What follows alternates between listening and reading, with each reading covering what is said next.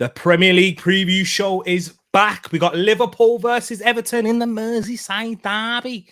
And then we also have plenty of other games left to talk about. The title challengers, Arsenal and Manchester City in that title race. The top four battles heating up with Man United dropping points to Leeds in midweek and so much more. And I think arguably the best relegation battle we've seen in a long time.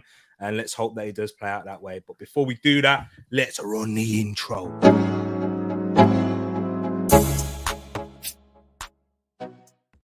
Wagwan, everyone. I hope you're doing well and welcome back to another Premier League preview show, guys. I'm here with my bro, my co-host. Already talking Arsenal.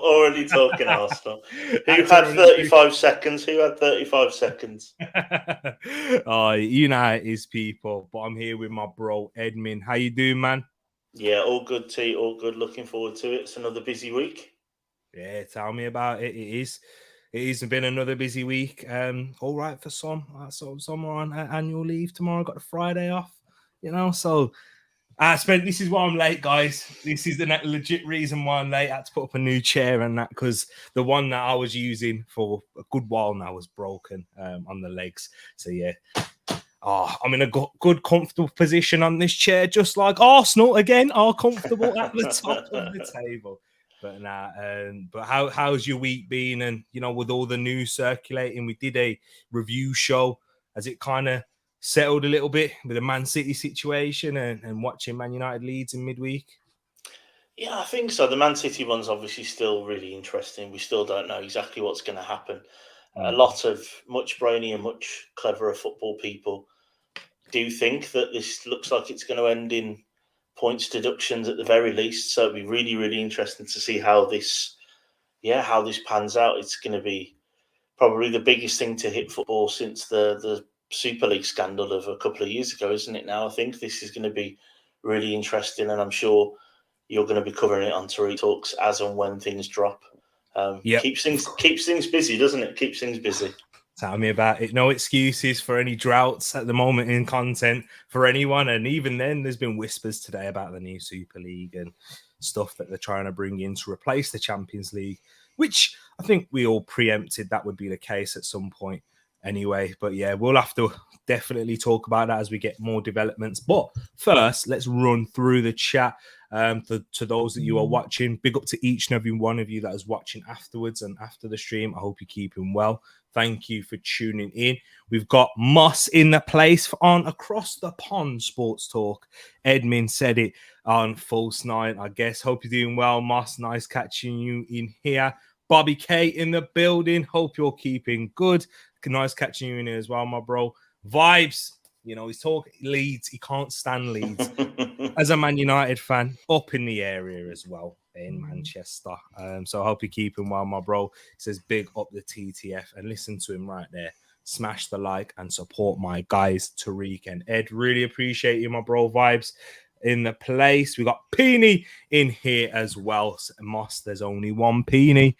Big up yourself. I hope you're doing good. And yep, the Super League talk is back. I don't think it will be quite as groundbreaking and cause as much uproar as it did initially when it first came back, because they have reformatted it a little bit, which I think it will cause more debate than the initial one, which was definitely heavily favoured to one side, and none of us wanted that. But this one maybe cause a little bit more debate, but we'll have to wait and see. And Vibes loving it in here. By the way, I now call Pep the football pervert because of Ed. Hey, that one's sticking. And we need to get that one on a t-shirt. Oh, no. Could you imagine that on a t-shirt, guys? Probably leave it for the mugs. Yeah, right. It's something that you can keep at home. We'd have to make sure it's liable free, I guess, as well. Yeah, true. Exactly that. But I hope you're all keeping good, people. And let's get into it. Let's start off with the headline game, which isn't actually on the weekend. It's on Monday night here in the UK, and that is Liverpool versus Everton in the Merseyside derby. Massive game for both sides, and especially for the away side and Everton. And as Ed's going to run us through the records and stats here, let's hear how this game's usually heavily favoured, I'd say, to the home side. I would definitely say so. If you look at the ticker at the bottom there, you can see that Liverpool have only lost 1 in the last 5, with 2 wins for them and 2 draws. This is actually, weirdly, going to be the 293rd time these two teams would have played each other, if you can believe that, in history. It's going to be one of the most played fixtures. I'm sure that's bumped up by a lot of early football playing who's near you vibes, I think I'd imagine. Liverpool's form, it's not great, considering a lot of us had them finishing top 4 at the start of the season, with 3 losses, just a 1 win and a draw. And Everton, who I think a lot of us had them down there at the end of the season, of course, going away after a very, very big win at the weekend against top of the league Arsenal, upsetting the apple cart and bursting some coupons, I'd imagine. Exactly that. I know the coupon buster, a great way to start your weekend if you do enjoy that, but especially a great way to start the weekend as an Arsenal fan. But I'm glad it ended much better. And the week started with even more like news on our side. But in terms of the injury news for Liverpool in regards to this, Virgil van Dijk back in training, as well as Roberto Firmino. Jota had a full week of training as well. So the injury list is easing up a little bit. They are still, though, without Kanate, is main, and Luis Diaz being the key absentees. But as before mentioned, Van Dijk, Firmino, Jota, Fabio Carvalho as well, and even possibly a return for Arthur Melo coming as well soon. So yeah, the injury list is lightening up, and maybe we will see a strong push for Liverpool in the second half of the season. We'll have to wait and see, but they're going to have to start off, if they are going to have a big push, with a big win here. But in terms of the Everton side that we've got in terms of the injury list is Dominic Calvert-Lewin. Yep, you guessed it. Game picked up a thigh injury, so he's a doubt. He's a major doubt, I'll say, but he could still feature. You know, when big games like this, he's touch and go, but he's a doubt with a thigh injury, and that also goes for Michael Keane. Nathan Patterson's still out with his knee injury. Also, could return next week though, guys. And long-term absentees in Andros Townsend and James Garner. So yeah, the key injury for Everton is their big man, their main forward, number 9 in Dominic Calvert-Lewin. But Ed, we'll let you start off the talk with Liverpool-Everton. Liverpool, as you said, entering this game off the back of poor form against your side, Wolves. I'd like to hear your thoughts on this game, and if do you think they will be able to raise it? And do you? This is another thing I want to add on to it. I'm asking you everything here. it does form go out the window for derbies? I think it does to a certain extent, but realistically, no. Because I think these days there's not so much the local link that you might have in some of the players that play. I think sometimes the passion is something that you get from, players maybe living and breathing Liverpool or the city and focus on one side or not. The only thing maybe to counteract that, playing devil's advocate, is obviously Sean Dyche is going to massively play up to that, isn't he? He's going to make this a battle, isn't he? We saw that against Arsenal last week when the press was fully on. It was all running, all action. And you've got to think that he might be sniffing blood because they came away against Arsenal with a win. And this Liverpool team, they were poor against Wolves last week. And it's becoming a bit farcical now. Klopp's chat afterwards, trying to claim that one of the goals didn't count because it's the first time we crossed the halfway line in the second half, and all this kind of nonsense, which is actually factually not true, as well as being ridiculous. Their midfield is incredibly poor. So an Arsenal midfield that was slightly out of form last week had one of those days in the at the office and only still conceded 1 goal. I think, without trying to give away my prediction too early, I think I am edging towards Everton in this game. Oh, okay. You got to understand that though, because with Everton and under Sean Dyche as well, you already know you've seen it in a 90-minute performance already. What you expect from them, and what you kind of expect from them to turn up in this type of game, and what they're going to give you: energy, the physicality in the midfield, which is what the big part of Liverpool, which is what they've been missing. That physicality, that energy to get up and down the pitch, what they once had, with that relentless press, that rock and roll style that they had in the early days, which measured out a little bit, but still were extremely intense. And especially at Anfield, they've kind of lost a bit of that fear factor because they're just so open throughout that midfield. That's the issue. We're seeing players like Matip and Alisson dropping confidence as well. Look at the levels that Matip's dropped down to. I know a lot was being said about Virgil van Dijk, and he was fun, and it was nice to kind of pick on him in a way, because, you know, I think we do this as humans a lot, as when players are, and we like to build people up just to bring them down. And that's kind of what's happened there with a lot of these Liverpool players. But the issue is definitely through that midfield, and they're a donut of a team. That's what they are, and it's even worse than that, a half-eaten donut, because they got nothing at the back, and then their forwards have been out on the injury table as well. So maybe now players are starting to return. I don't expect like a top 4 fight in second half of the season where they did it in lockdown and that was due to injuries, because we've seen a lot of these players play and they've still been right below the level at the start of the season. And so, yeah, I do expect Everton to get some joy in here. And Matt Smith, our resident Everton fan up in here, he's feeling passionate. He's loving it at the moment. And this is the beauty about football, though, Matt, how things can change a week, how things can, it's so quickly, a 90-minute performance. And yeah, you're always going to be hyped kind of for this game anyway. Because even last season when Everton were in dire straits and Liverpool were up there fighting, I thought they put an excellent performance out at Anfield. So yeah, I agree in Ed that it kind of does go out the window in terms of a level of performance, but usually the winner of the game, it doesn't go out the window. It does follow by form. And I'm going to give my early prediction. I'm going to go with a draw in this game. I'm going to go with a 1-1 draw. I want to go for Everton to win, but I think the Anfield factor, the crowd might give them that little bit of energy, the extra 5% that they've been missing. And I don't think it'll be enough to grab the win, though. But I'm going with a 1-1 draw. What's your prediction and how this game will unfold, Ed? Yeah, I'm not overly convinced with that Klopp roar the Cop roar, to be honest. At the moment, they were very quiet apparently at the Molineux at the weekend, and it's not always easy to an atmosphere going at the Molineux, because we give the away fans a large but long, wide lower stand, which tends to not help. There was a lot of dissent apparently towards the way they were playing.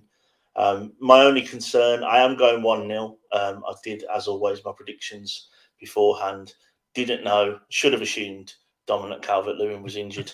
But yeah, I'm going for 1-0 to Everton. I'm going back-to-back Jacks. They're going to win again 1-0 against a team only just above them, really, in the league now. If you look at where Liverpool actually are. Liverpool were flat and awful against Wolves. And while I think Wolves' midfield is a lot better than where we are currently at 15th, I think the energy in Everton's midfield in particular is going to cause Liverpool some problems.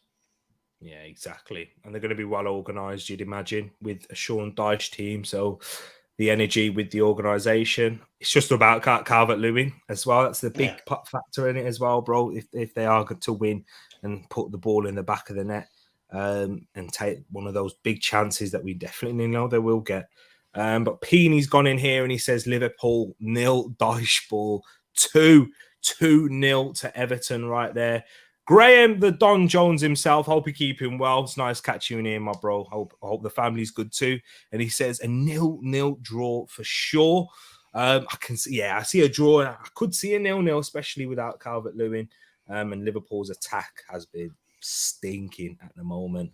And Peony saying a Dycheola masterclass incoming. Yeah, he's done well at Anfield previously when Liverpool weren't good. When Ashley Barnes grabbed that when he was doing that celebration or something at Anfield when times weren't so good for Liverpool then either.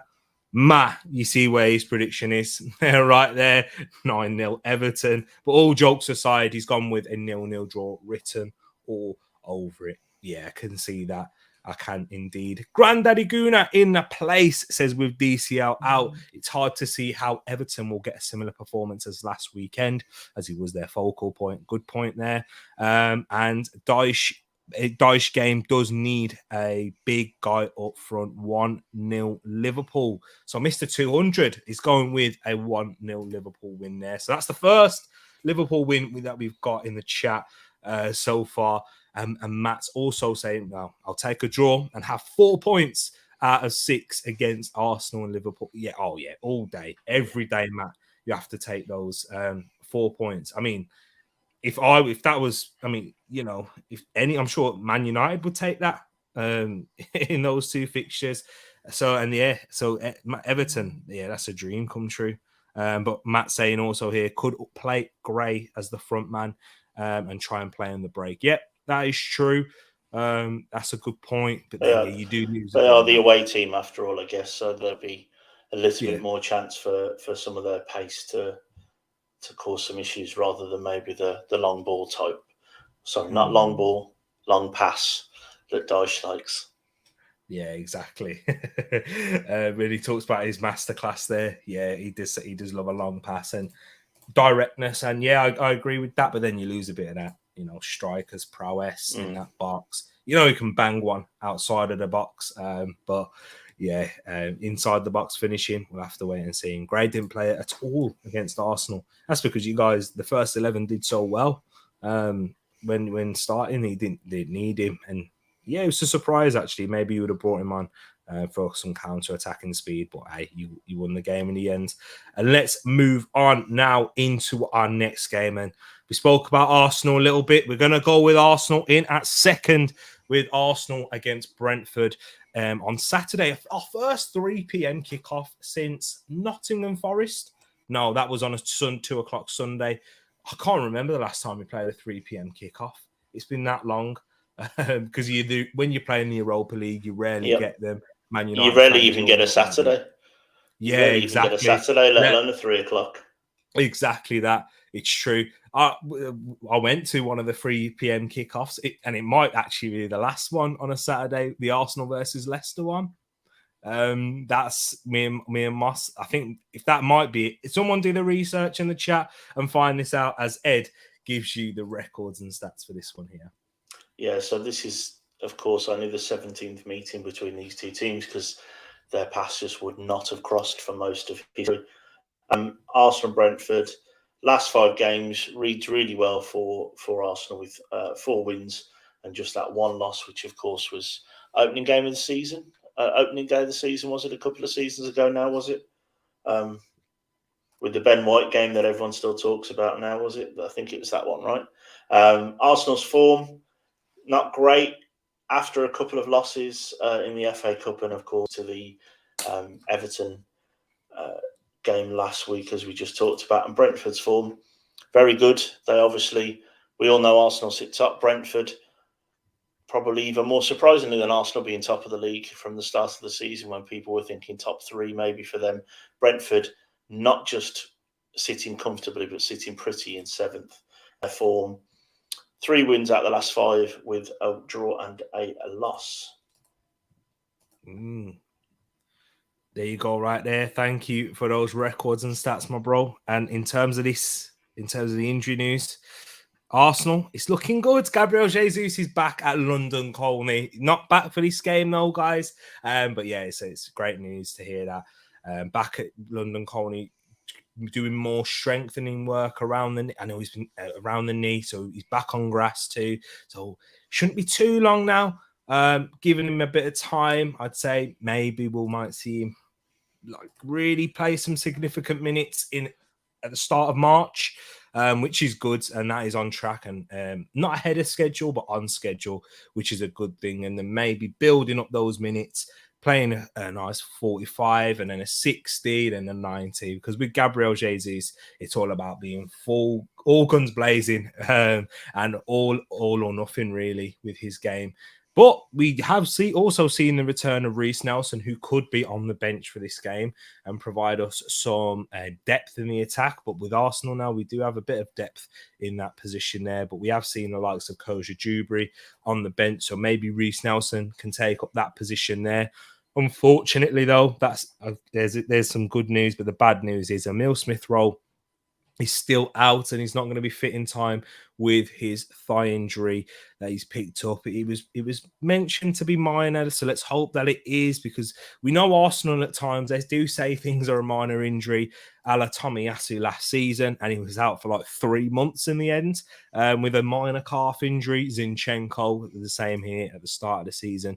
So let's hope and let's keep our prayers that Emile Smith-Rowe, that it is a minor one and we can see him back out on the pitch, and I hope that he does get some significant minutes also. For Brentford, they haven't got too many on the injury list either, which is probably, you know what, they have had at some points this season, and it's a real testament to how well they've done being in that top six. And Pontus Jansson, the game comes too soon for him. However, Shandon Baptiste can provide some more physicality and energy in the midfield upon his return, and also some more physicality and energy will be provided by Frank Onyeka, who made his debut for Brentford in that first game of the season last. Let's go back to you, my bro, and you'll have the reins. You spoke a little bit about Arsenal versus Everton in this game back at the Emirates, where Arsenal have really made it a fortress this season.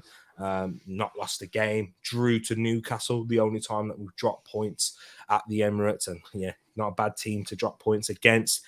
The last time we played at the Emirates was the Manchester United game, and that last minute winner from Eddie Nketiah. How do you see this game panning out against a tough, physical, well-organised Brentford side? Yeah, I think you're right. It's not going to be an easy game, but I think this is what champions or champions-elect are made of, isn't it? It's the bouncing back from the surprise losses or surprise dropping of points that you guys had at the weekend. And I think this, maybe even more so than the Man City game coming up, could be even more important in terms of what the future looks like for Arsenal this season. I'm interested to hear your thoughts as well, just on when Gabriel Jesus comes back. Maybe does he come straight back in? Is a question maybe for you to answer once I finish. But I think it's going to be an interesting one. This one, I think Brentford, they have not just the physicality and the well organised look about them. They are dangerous. They're dangerous on the break. They're dangerous from set pieces. There are some match winners in that team, and they're based on a very solid back four or back five, depending on which formation Thomas Frank picks. But I think you've got enough to win this game. I think it's going to be one of those games where the cream rises to the top for me. I think there's going to be a reaction. We know what Arteta's like. He's going to be working on even more of the minutiae after.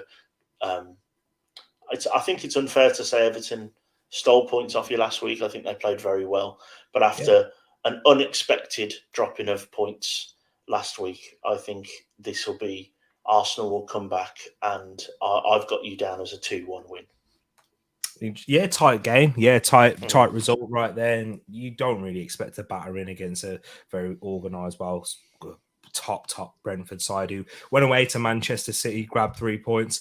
Although City aren't what they are this season and what they have been of recent years, to still go to the Etihad, you still need to be a well-organised side to grab 3 points there, and much deserved. In terms of your question on Gabriel Jesus, does he come straight back into the side? No. And for 2 reasons. One, because of Eddie Nketiah's performances, and he really deserves to keep his spot there. And if Arteta's going to be sending out the right messages to the likes of Balogun and to our returning loanees at the end of the season who have performed well, Balogun being the main one, if he is to stay, he needs to set a precedent, because this is, if you're Balogun's agent, you're going to be looking at, right, is Eddie going to stay in the team after he's done well? Okay, if he is, then I got faith in my player Balogun, and I can tell him you will be given an opportunity at Arsenal. And another reason is that I kind of mentioned it a little bit with Jesus' game. You kind of don't want to throw him in at the deep end too soon, because with how he puts himself about, in a guy who's 5'9" in that frame, he plays like a 6'2" striker, big man, hold up target man who releases pressure. If you need to play balls down the channel, he's got that. If you need to play into feet, you can bounce it off of him, and how he brings others into the game, and how he brings the best out of Xhaka, I believe, and that's the best form that we've seen Xhaka this season with Jesus and Martinelli on that left, the big key factors. So I wouldn't bring him straight in for those big reasons there.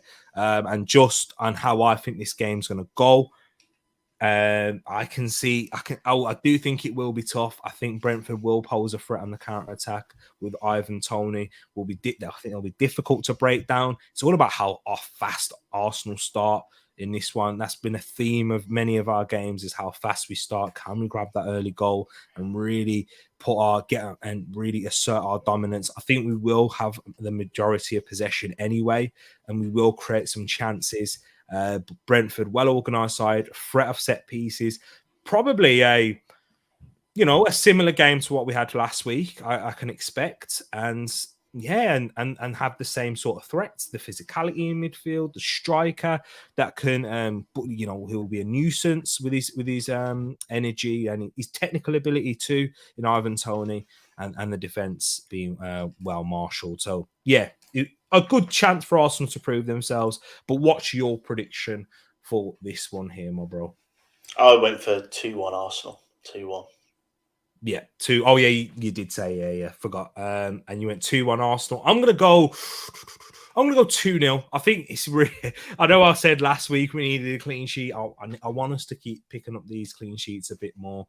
And really, that towards this part of the season, how many times have we watched it, bro? Where in previous years, 1-0 win, 1-0, 1-0, 1-0. Leicester won this the title like that at this key stage after really impressing it the first half. Chelsea, whenever they've won it, I've always seen them do that 1-0 towards the end and not grind out results, but really manage the games. Manage them, manage the energy, and because it is the temperature is rising, and of course that big game in midweek as well. So I actually would want to see a little bit of rotation too. So yeah, it will be interesting. But let's just got one quick question before you get into the chat. There's a few gooners in, so it feels like we'll pander to the crowd a little bit. Has Martinelli suffered because Nketiah is coming to the side? Yeah, definitely. And it's no slight on Nketiah, but there is statistical data that also matches up with this. When Jesus and Martinelli play together, they link up a lot, and there's a lot more passes to each other. I think it was interesting. Like in the Man United game, Martinelli and Nketiah only exchanged a pass to each, and that's either Martinelli to Nketiah or Nketiah to Martinelli once. That's crazy. And against Everton, there was one exact in that game too, which was that where we had the big chance from Martin Ødegaard. When you had that fluidity. And the best example, that goal against you, the opening goal, who was it that peeled out to the left, who made the run in the middle? I don't know. I've blocked it out of my memory. So Martinelli had the ball out on the left initially, ran in the central area, played it out to Jesus, who picked up that left position. And that fluidity, we kind of missed that, because Nketiah, he's improved a lot, and it's so good to see. And I think he will keep building on that, but it's still not natural for him to be playing out on that left. Whereas Jesus, he thought he was a winger last year at this time.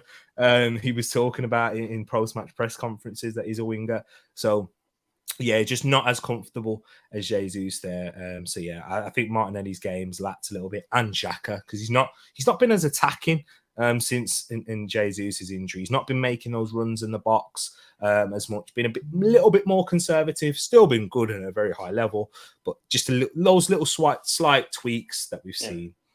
Do you agree? Or I do. That's why I asked. I think it's just there's definitely a a difference in how the team will play, because there is no real. You can't, when Harry Kane's out of Spurs, there's no real replacement, is there? When Haaland's out of Man City, there's no real replacement. So you do need to tweak the game.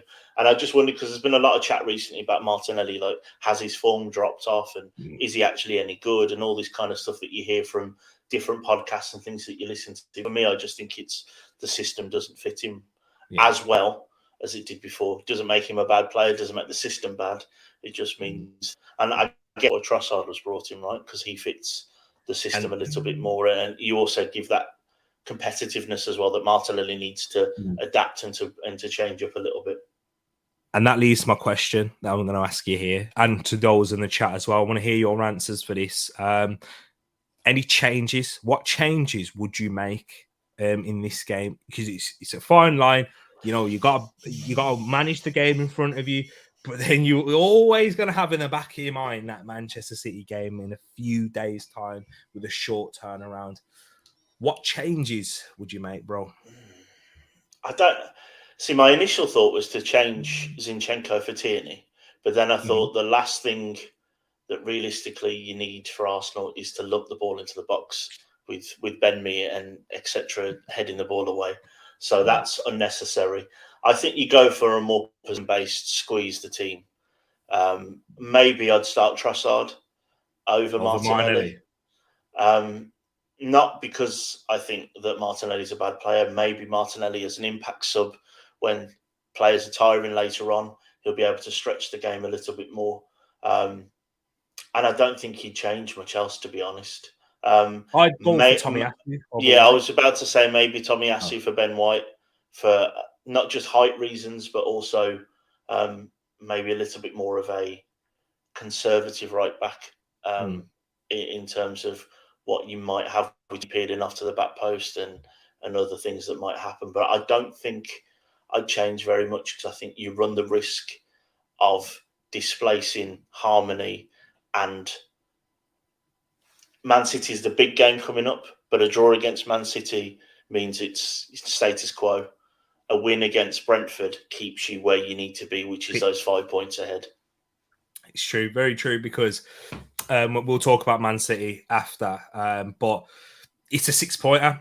If you was to pick up 4 points in these games, there has to be an order. You can't look at it like that, because it has to be.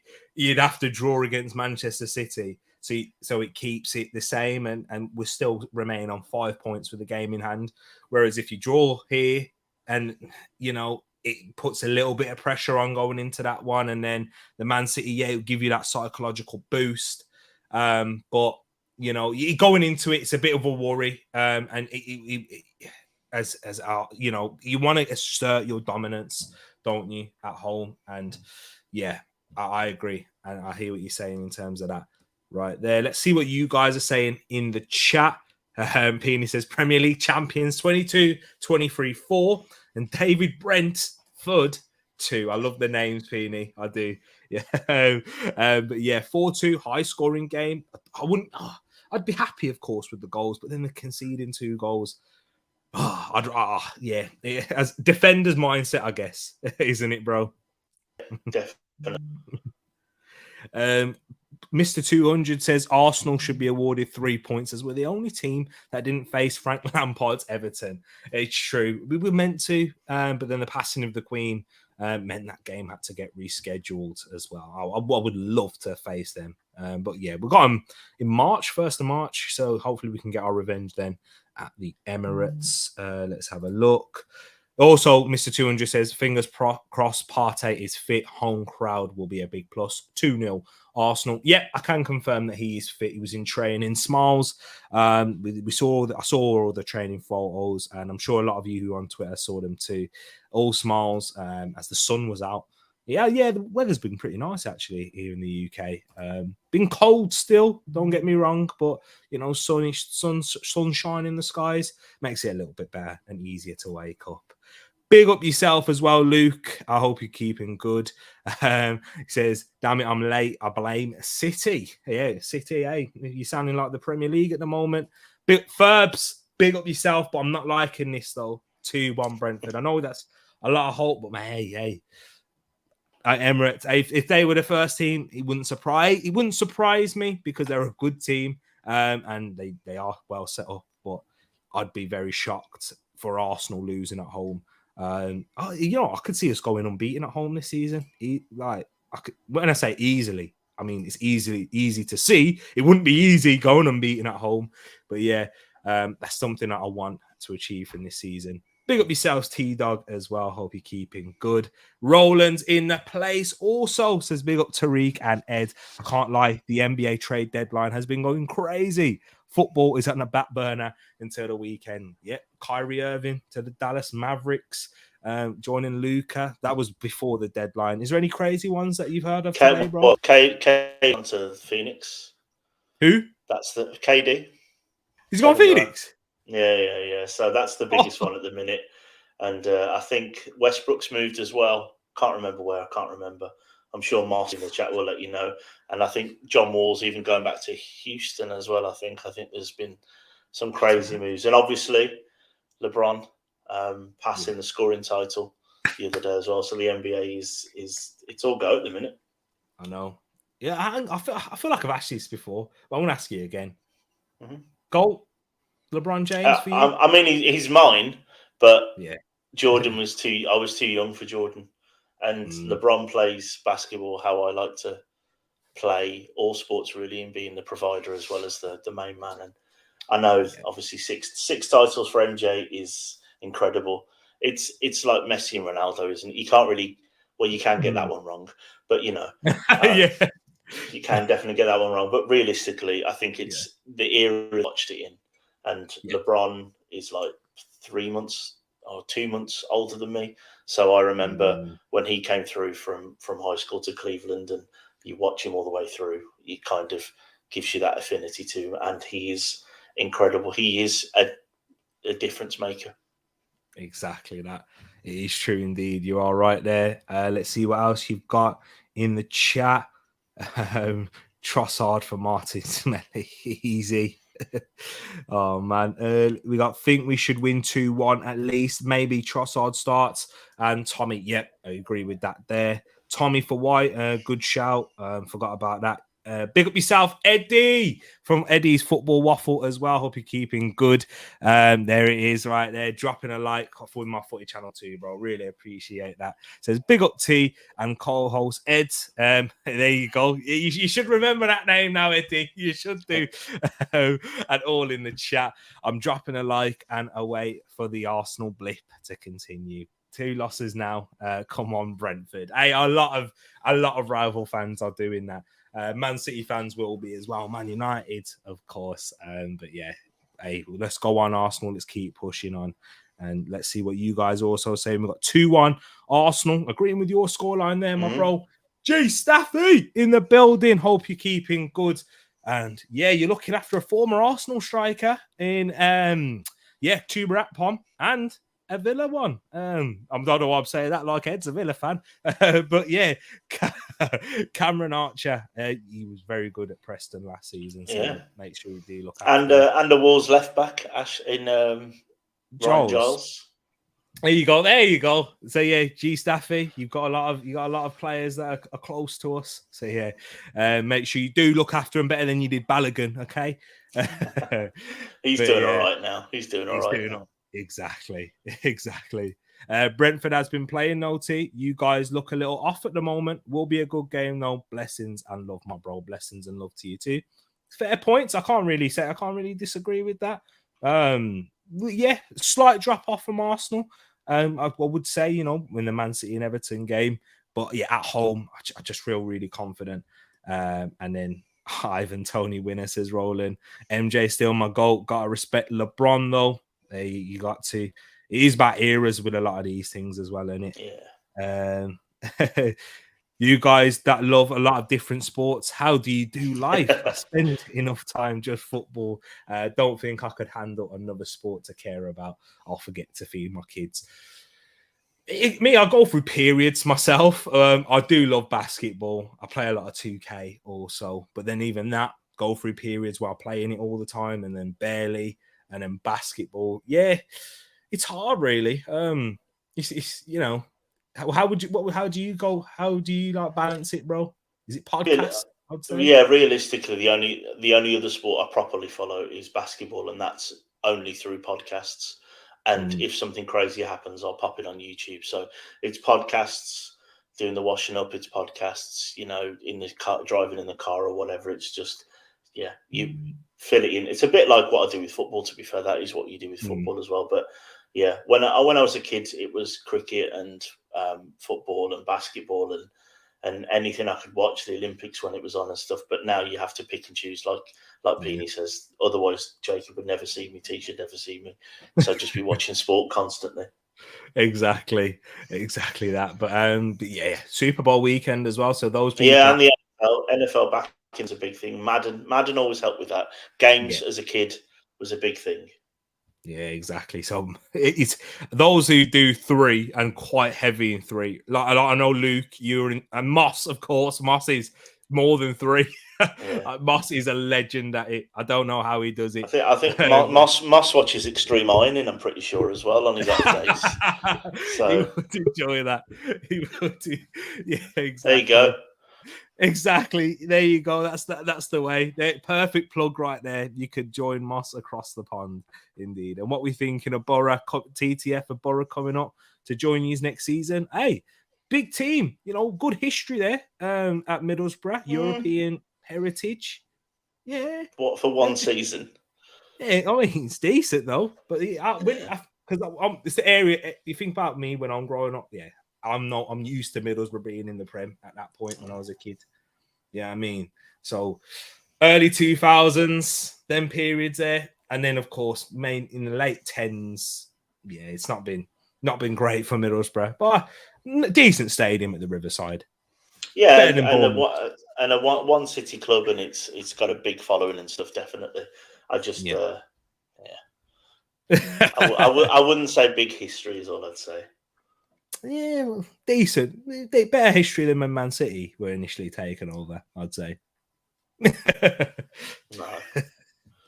What? We've not Middlesbrough? Possibly. No. What have they won? I mean, I don't know. a League Cup once. So no, but let's not get Grace mad at me. Exactly that.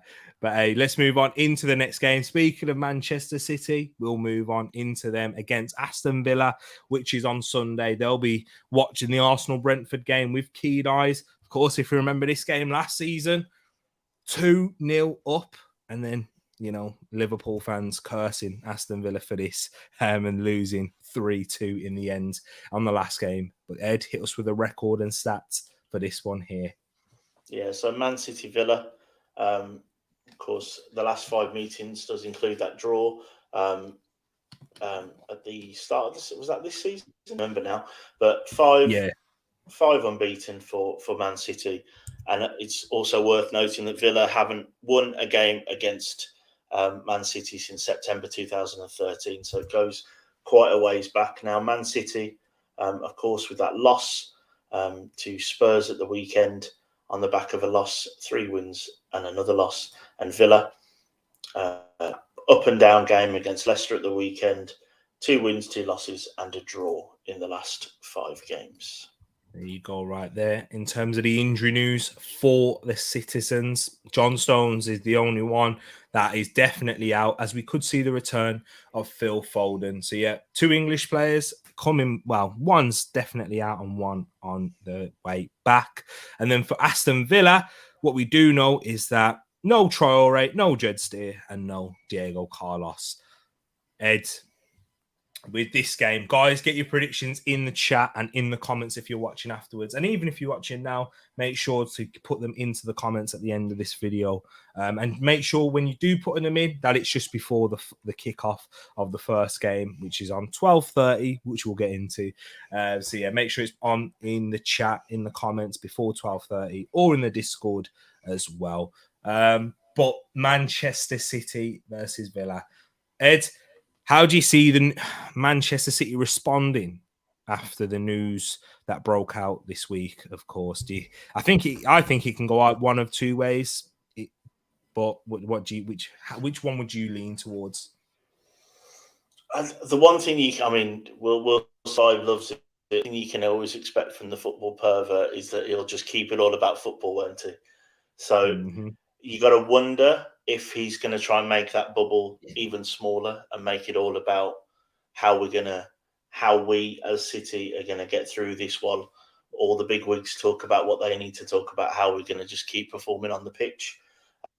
My only concern with that is that we've seen that their squad isn't maybe as coherent as it usually is under Pep.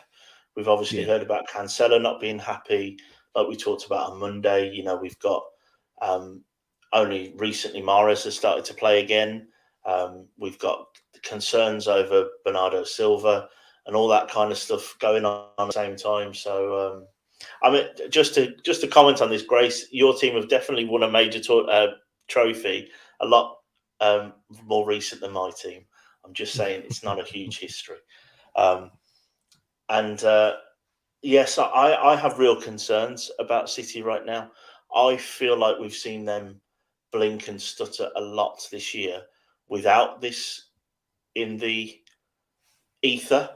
But whether or not I feel that Villa are going to be able to jump on that, I'm not too sure. I'm not overly confident on that either. We do have,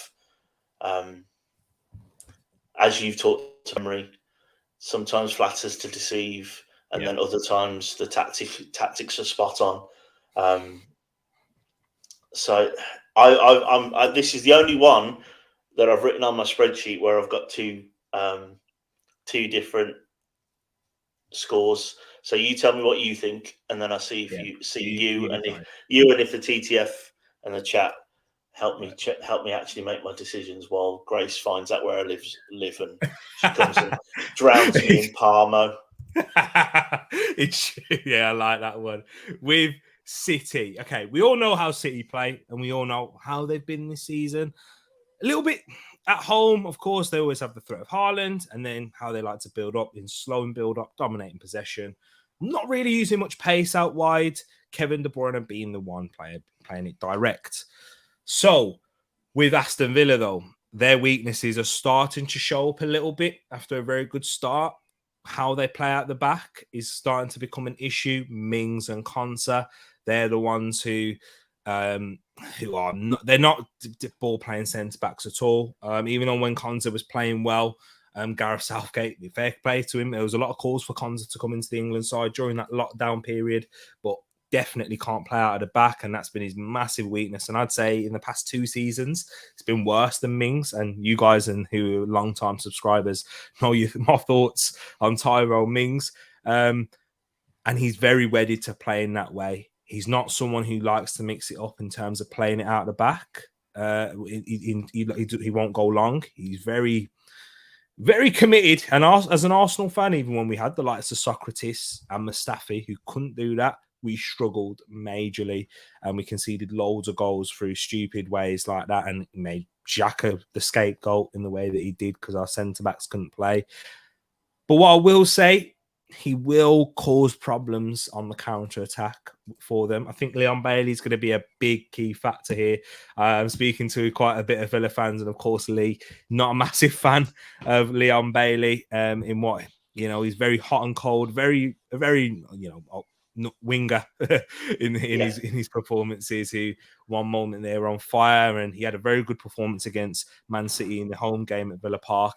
I think he's going to have a big role to play. Ollie Watkins in what he does, running down the channels, his pace, causing them issues.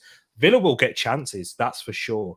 But it's all, I don't even think it's the main thing about putting them away. Man City's defense at the moment are shocking and awful. Spurs could have won by more easily if Harry Kane, I know he broke the record, but didn't quite have his shooting boots in other occasions. But yeah, definitely could have won by more in Spurs, and I expect Villa to score. But the issue is when they're in possession, I think that's when they will be most dangerous and most liable to concede. I think he'll get them set up well out of possession, and getting them set up well to play on the counter attack in the way he does. But with Man City's press, I think they'll be able to cause problems. And they managed Haaland well in the first game, although he did score. So I think that I'm not too worried about that. It's just about limiting those mistakes. If Villa can do that, they could come away from the Etihad with a draw. But then Manchester City, how are they going to react? Are they going to come out all guns blazing, siege mentality? Etihad's going to be a fierce atmosphere if they can ever have that. But it's just similar to how Everton, I would say, how they had everything's all wrong there. Owners can't even come in there into the grounds. Sean Dyche is in there. A little bit of change. Look at the atmosphere. They use that energy to boost them forward. So yeah, Man City.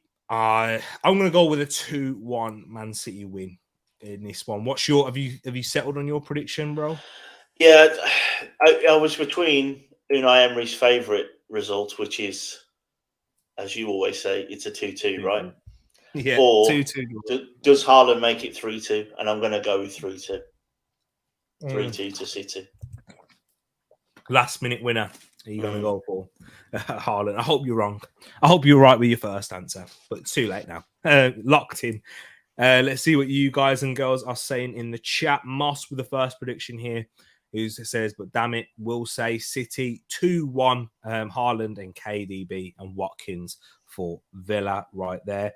Peony saying 6-0 to Villa because the team are distracted. Haaland scoring 73 goals this season and winning 0 trophies would be funny. Hey, he'd be doing what Harry Kane's been doing his whole career. It's true. Vibes chucked it up and you smashed it out of the park. I knew that's where you were going. Vibes, we got that. He made it a tapping. He did.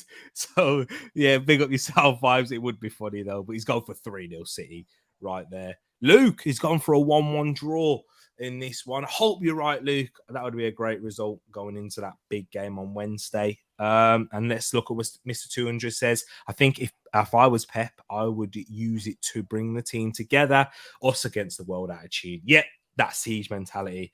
I agree. And I do think they will come out with a win and may come out of the blocks firing. So, yeah, 3-1 City, says Mr. 200. Right there, as we move on into our next game, which is a derby, another one we've got right here in Leeds versus Man United, the game that we just had in midweek. I'm sure we'll talk a little bit about that. But first, Ed, hit us with the records and stats going into this Battle of the Roses. Yeah, the Alan Smith / Rio Ferdinand, as we were Eric Cantona. Yeah, teams that have played for both players that have played for both teams. Last 5 meetings doesn't read well for Leeds, with 3 losses and 2 draws.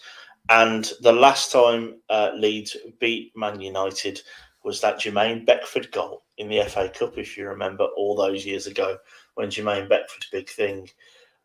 Leeds, their form, a bit up and down. Obviously now managerless, looking for a new manager. A draw, obviously, against Man United last night. 2 wins and a draw and a loss. Man United unbeaten in the last 5, only dropping points last night against Leeds. There you go. Right there. And in terms of the injury list for Leeds, it's a big one, of course. No Rodrigo out with a long-term injury. No Adam Forshaw. No Pascal Strauch. No Mark Rocker. No Liam Cooper.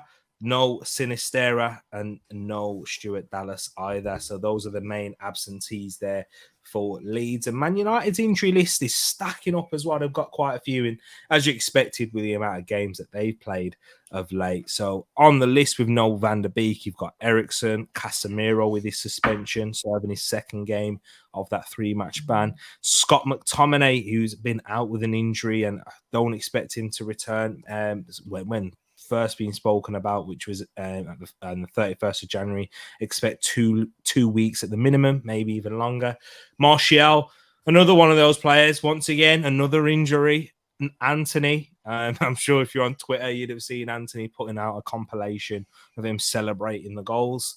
And some people were saying he's a better fan than he was a player. But yeah, he's getting the banter at the moment. Aaron Wan-Bissaka out with a fever, but he could return to this game. So the injury lists of both sides is quite big. But yeah, and Ed's, after reading out those injuries, the first game, what did you make of yesterday's game and the goals that you saw? Because I didn't watch the game, but I saw the goals myself, and I'm sure that's many people in the UK, unless you're a Man United fan. Guys, let us know in the chat what you thought of the game also. But yeah, do you think it will have any sort of an impact on this one here?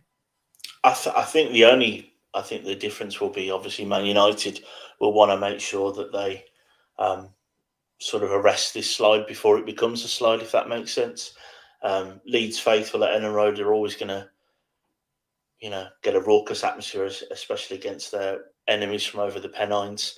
So it's going to be a rocking atmosphere at Ellen Road, and it's whether or not, with all of those injuries that you've just talked about, will Man United still have enough quality, because they are man for man a better team, of course.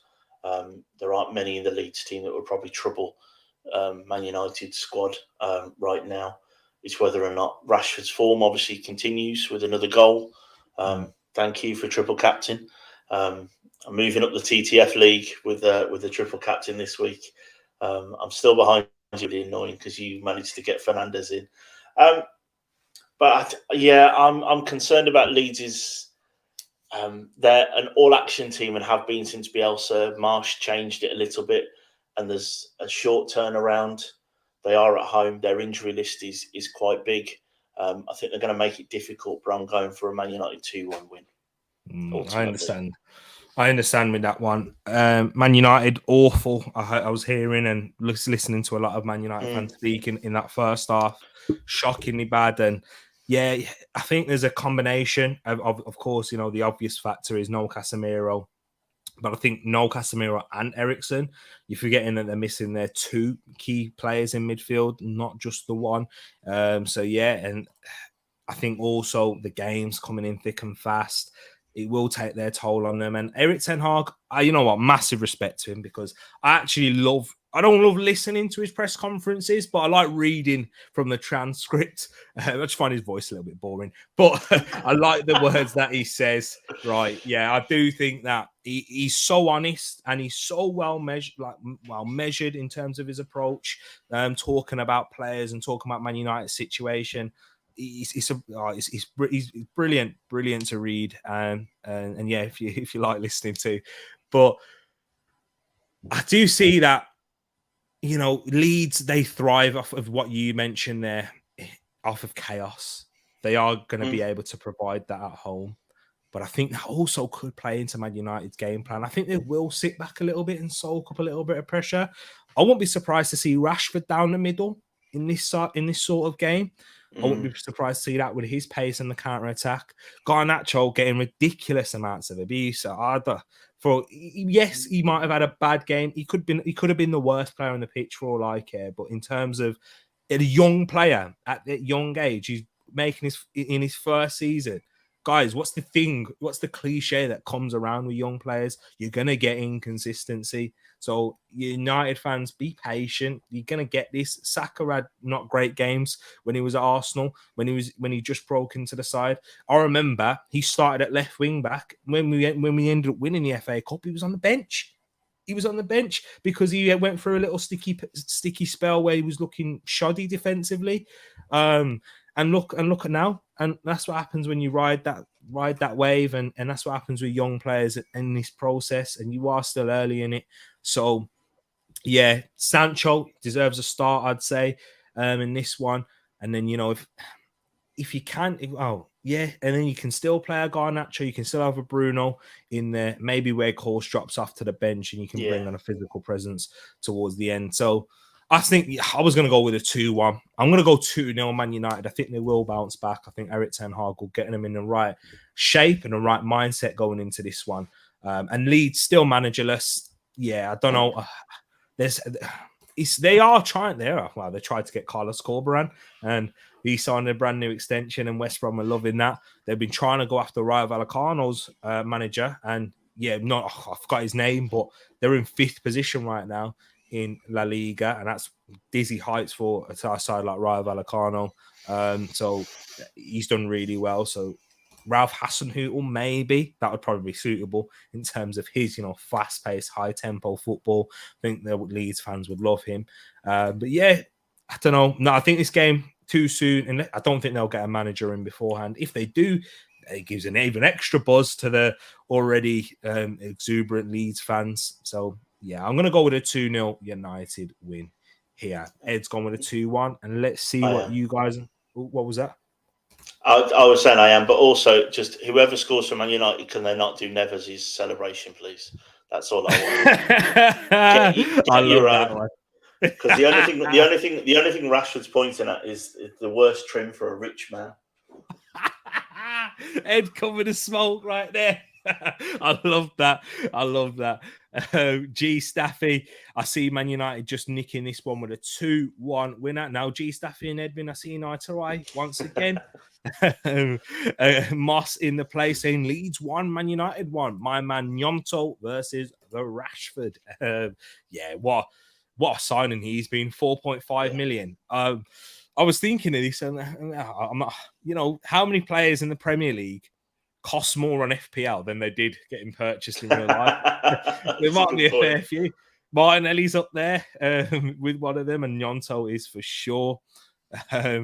Leeds and Dog Leeds 0 and Gary Neville's 3 right there for Peony. So Man United winning by 3 goals to 0. 2-1 Man United, says Luke right there. I think Leeds will tie quite quickly, and United will win it in the last 30 minutes, similar to what they kind of did when Bielsa was in charge. Also, I've got a feeling of a loss, but I can't say that in public, so I'll say 1-1, says Vibes. Mr. 200's gone for a 3-0 Man United. Hey, I think the non-United fans have gone for a bit more of a confident United win here. But I guess when you're feeling it as a fan, and you've just come off of a performance like that, your confidence isn't going to be sky high. And that's the table in the FPL. Vibes in first place. I saw it the other day. I've looked at the table for the first time in ages. So, hey, Vibes sitting at the top right there. Uncle Wilf in 6th. I'm in 8th. Moss in 9th. Brush in 10th. Matt in 11th. CM in 12th. Rich in 14th. And Edmin in 15th. I'm guessing it's quite tight, though, in that position. I think I looked at the table yesterday. This before the bonus points. I know I did quite well this week, but it's still quite close. Vibes, I'm still after you. I'm after a great comeback from 8th to 1st. It will be a big mountain to climb, and I need you to bottle it, basically. Ed, you're not going ahead of me, all right? I'm not doing what you did in the last season's predictions. Okay? Be ahead of me throughout most of it, but then take over. But let's move on into our next game in Crystal Palace versus Brighton and Hove Albion. Another rivalry right here. Ed, hit us with the last 5 meetings and the records and stats for this one here. This strange derby, which is very much hate-filled as well. It feels like sometimes. Palace versus Brighton, the 109th meeting between these two teams. Reads quite well for the eagle-eyed football family, with unbeaten in the last 5 against Brighton. However, their form maybe not as good to read, with 3 losses and 2 draws in the last 5, and probably even harder for them to swallow is how good Brighton have been recently, sitting very nicely in 6th place and unbeaten in 5. In terms of the injury news and suspensions for Brighton, they have, of course, no Jakob Mulder, Levi Colwill. Too soon for him to return in this one. However, the young prodigy in Evan Ferguson could return after his knee injury, and that'll be a big boost for them. Alexis McAllister's back after his 5th yellow card suspension. Adam Lallana has missed training, so it's a race against time for him to be fit. Another one that's on the list where, you're not surprised that he's on there. But for Crystal Palace, though, it was not expected for Wilfried Zaha to return for this game. However, apparently he's been progressing well, and maybe he's kept under tight lips at the moment and kept on the hush-hush about him returning. But yeah, I am not expected. If I was a Crystal Palace fan, don't play it. Don't hold your breath. That's what I'll say. Joachim Andersen, that could be a big return for them at the back, providing some solidity and great build-up play with his long passing. Even on FIFA, guys, a little side note, I think he's got 90 long passing, which is ridiculous. So even they rate him a lot. No Joel Ward, no James McArthur, and no Nathan Ferguson. Was that a surprise there with them last two there, Ed? No, especially not Nathan Ferguson, bless him. Do you know what? Nathan Ferguson, I don't even know what he looks like. I couldn't even tell you his ethnicity because all he is injured, so I've never even bothered to look him you up. could guess at Crystal Palace. I'm going to guess. I'm not. I'd have a well-educated guess, but I've never ever bothered to look him up because he could walk past me in the street, and unless he's on crutches, I probably wouldn't think it's him. You could guess then. I know. So sorry, but yeah. In terms of this game, bro, big one. Palace at home. Did they play? Brighton Palace played each other yet? I don't think so. I don't think they have. I think that's still got to be played again, hasn't it? That was because of train strikes, that one. Yes, it was. Yeah, good, well remembered. Yeah, I was just quickly looking. up if they play again against each other, but I can't see it. So maybe they have played each other. I can't remember. Possibly. Hey, I'll have a look whilst you're it might have been rescheduled. Discuss this game with this game. I think if you go on form and form alone, it feels like an away win. It's one of those on your coupon that you tick one of the 4 away wins for set odds, because look at where both teams are. Look at the form both teams are in. The players that are in form. Brighton, you can just tick off what random player from what random country is now performing for them now. You've got Estepinian and you've got Matoma making great inroads down the left. You've even got the young lad on the bench who's 18 and coming on and banging in goals. And Palace, without Zaha, without their talisman, have looked a little bit toothless at times. Felt like they came back into it after the Casemiro sending off against United the other day. But ultimately, even against 10 men, still didn't manage to come back. I'm leaning, despite the fact it's at Selhurst Park and it's this very interesting rivalry based around 2 managers. I feel like Brighton are going to win this, and I think they might win this 1-0. Back-to-back 1-0s. Interesting. Brighton, they are the better team this season. Palace, stuttering a lot at points this season, but I think in terms of a Palace perspective, the fans do sound a little bit more positive in terms of their performance at Old Trafford. Lokonga coming on, doing well in his 18 minutes in that game. A lot of Rich was very impressed and likes the look of him and in that system and where he's playing in that position. He suits him a lot more on that left side of midfield. Ahamada, their new and another signing, bolstering that midfield, which has been their weak point this season. So they are starting to feel like they're a more balanced side.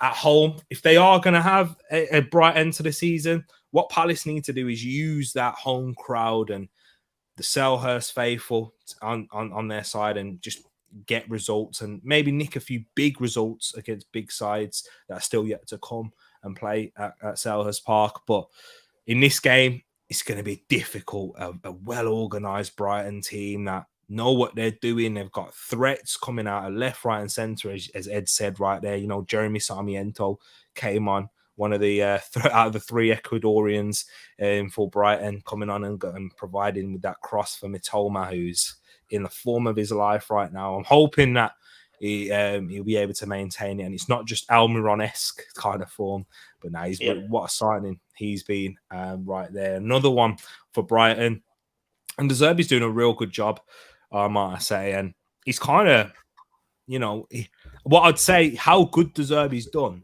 it's kind of, I wouldn't say lose respect, but kind of, dampen a little bit of how good Potter did, I'd say, because Potter did a very good job, don't get me wrong, but there was an issue of scoring goals. And at the time, and at the time I was saying it's a lot to do with the players that they have, but now giving it a little bit of hindsight, maybe it was that kind of the style of play, although it was very controlled. It was a bit slow, kill you by so many passes, like a death by 1,000 passes in that way. And he's kind of bringing that to Chelsea, and you're seeing a correlation there. But De Zerbi goes for it very direct in a 4-2-4 formation. It's very weird. He's not weird. It's unorthodox, but it's working, and he's scoring plenty of goals at it. So I've kind of praised both sides a little bit. I'm going to sit on the fence here. I'm a nice comfy fence. And I'm going to say it's a 1-1 draw. Which one? What was your result? What did you say? I went for Brighton 1-0.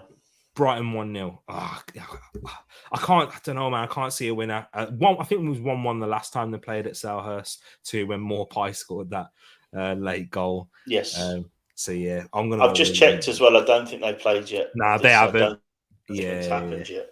And the other two games last season, what were they? 1-1. They were both draws, right? Yeah. So go for the hat trick of 1-1s there. Let's see what you guys and girls are saying in the chat. So we got Peony 4-4. So it's gone with a draw and a high scoring one. Moss, hey, we're seeing 9-1. I didn't even see this in here, but he's gone for a 1-1. Zaha back, maybe. I doubt it. If I was going to give you a percentage, 25% chance that he'll make it. Ferguson, he could definitely be back. So yeah, he's expected to return for this weekend. I did read into this rivalry and I still don't get it. I think, Ed, when last season we did it, you kind of gave us a good breakdown. If you can recap for the people here. Yeah, it's to do with two managers that I think Terry Venables left Crystal Palace to go to Brighton or vice versa. And his assistant then went to whichever one it wasn't. And then they played each other and they hated each other all of a sudden. And yeah, the rivalry stemmed from Terry Venables, and I can't remember now, forgive me, who the other manager was. And then it's obviously gone on since then. And I guess one of the closest clubs to Brighton is also going to be Crystal Palace as well. So I'd imagine there will be some kind of local rivalry in that as well. And Brighton's slightly further away than Bournemouth, Southampton, and all the other South Coast clubs as well. But yeah, it's all based around LTEL from the 70s, I think, in the divisions. Hey, that could be the start of the Arsenal and Man City's rivalry. How you was describing that there, assistant manager. Yeah, well, that's the thing, isn't it? And you had it with Brian Clough back in the day as well, with his assistant manager that went on to manage the team after him and those types of things. So it does happen, but it is strange that it spread from just the managers to the fans. But that's the why we love football, isn't it? The tribalism is second to none. There's no other sport like it. Exactly that. It's true. Luke goes for a 2-2 draw in this one, agreeing with me in terms of a draw, but a nice high scoring one there. But Mr. 200 agreeing that Brighton are going to win, but he says by 2-1 right there. So let's move on now into the next game, and it's another derby. It's a London one. This is the first game of the weekend. So guys, if you're watching, hit a like on this if you are enjoying, and if you are watching it afterwards, make sure you get your predictions in before this game. West Ham versus Chelsea, 12:30 kickoff. Ed, hit us with the records and stats. But it's a huge game, especially for West Ham and for, Graham Potter at Chelsea.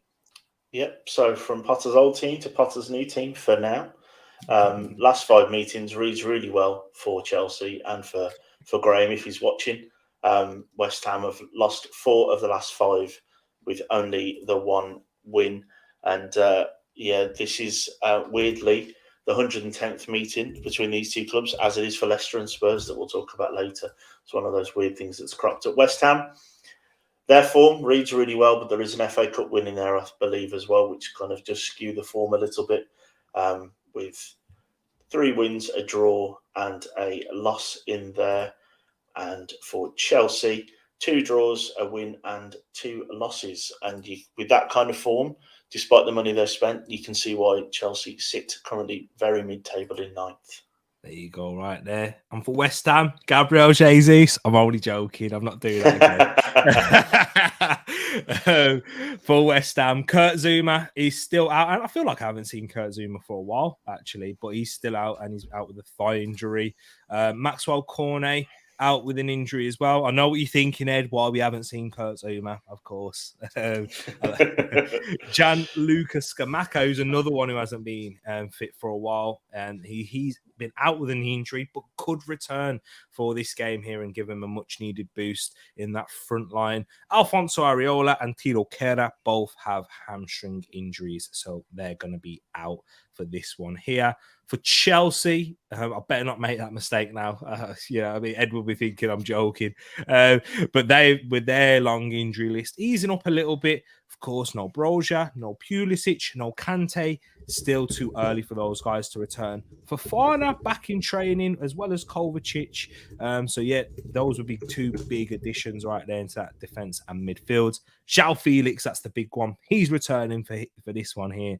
And he had a bright spell in his first, 50 minutes in a Chelsea shirt before he got that red card. So, yeah, big time for him. And if he's going to get a big move afterwards, he'll have to show it in these types of games, and not long left already in his time at Chelsea, with Dennis Zakaria and Edouard Mendy being out also. So big return for João Felix. Ed, massive game for West Ham, and it's a big game for Graham Potter at Chelsea too, because the fans are starting to turn a little bit there, and for both sets of managers, I think it's huge for Moyes and Chelsea. But how do you think this is going to go? Yeah, I think you're right in terms of it's big for both teams in different ways, isn't it? Chelsea, they're ninth with all the money they've spent and their investment that they've had in the team, and obviously with the new owners and all of that, it's scary to think, though. I think what you talked about in terms of Graham Potter and whether or not his Brighton team didn't score many goals because they didn't have the striker that everyone used to say, or maybe it is his tactics. They currently, in 21 games, have scored 22 goals. And if you look at their players that they have up front, even before buying João Felix, Havertz and Sterling and Mason Mount and all those other attacking assets, the fact that they're averaging literally just over one a game is something to take into consideration when you're looking at your predictions for this game. West Ham, of course, their defence has been very leaky this season, and there's talk that maybe West Ham have turned a corner with their recent form. I wasn't overly impressed with what I've seen from them. I'm still not overly convinced that David Moyes is able to wring out the best of these players where they are right now. I'm leaning towards a Chelsea win, but not a comfortable one. And I'm also leaning towards a score draw in this game as well. I've gone for a 1-1 in this game. I just think these two teams are currently in different levels of form, but Chelsea's ability level, you would say, should bring them closer to where I think West Ham are right now in terms of maybe in the better reign of form. So I'm going to go with a 1-1 with this one, but I don't think that helps either manager. Yeah, exactly right there. Yeah, I agree with you. It doesn't help either manager, but it's gonna be a big one, a tight one. And do you know what I would say? West Ham, if they were to win this game, if I'd have said this about 10 years ago, this would buy you more time. But in this Premier League season, it's so crazy. You've seen managers pick up decent results and then they lose the next game and get sacked. Results don't really buy you time anymore because the Premier League is that tight and there's so much. There's so much money, of course, involved, but and the competitiveness of the Premier League is at a ridiculous level right now. Chelsea, of course, they are closer to relegation fighting West Ham than they are to Arsenal. I think even in terms of the top four, I don't even think they're closer to West Ham than they are to Manchester United.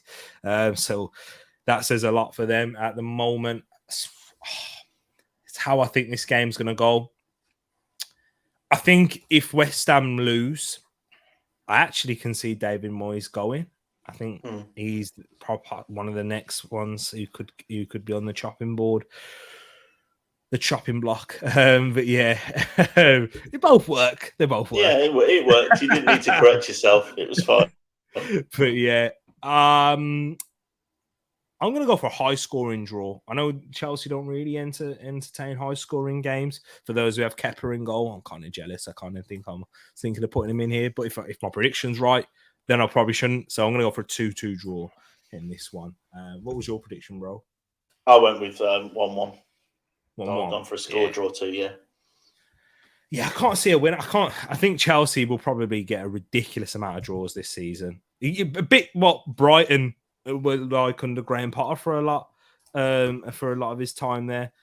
It's always issue. It was loads of 0-0s. He sets them up well defensively, but doesn't score goals, and that's the trend that seems to be following at the moment. But it's still very early days. I'm not going to turn on my man just yet. You know what I mean? Got to back him. Even though he's at Chelsea, I'm not backing him that much. Back the man, not the team. Back the man, not the team. Exactly that. Big up yourself, Luke. And he says 2-2 draw here. No, that's Palace Brighton. I'm making a boo-boo there, like I did. West Ham 1.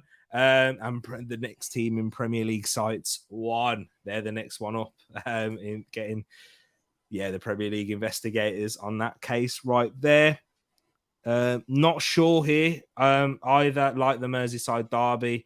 Yikes for predicting this London derby. Moss are on par again. He gone for the same score 2 games in a row. Oh no, Moss, we're going to make it a hat trick. Madness, Bowen and Antonio and Mudryk to get his first, along with Mason Mount. Potter, I think, will be the Chelsea manager next season. Yes, in terms of Ed's question there, Tereak Potter question himself makes me think now. Good afternoon, Amy. Hope you're keeping well from the East Coast in the US of A. Nice, thank you for tuning in. It's okay, no worries. Thankfully, with the YouTube, you're able to catch it back if you want to. And get your predictions in the comments as well, Amy. And for all of you, even if you're just watching for the first time, you can always be within a chance of a giveaway for sure, that we're going to be doing multiple at the end of the season, just to show a big thank you. Just on that, Amy did put her predictions in for the last week's games, and she's already in the leaderboard, and Peeny got 2 points. Peeny last week put in the comments 7-7 for all the games, so he picked up the 2 draws, so he got 2 points. I'm still counting it, Peeny. Even if you put ridiculous scores, I'll work it out.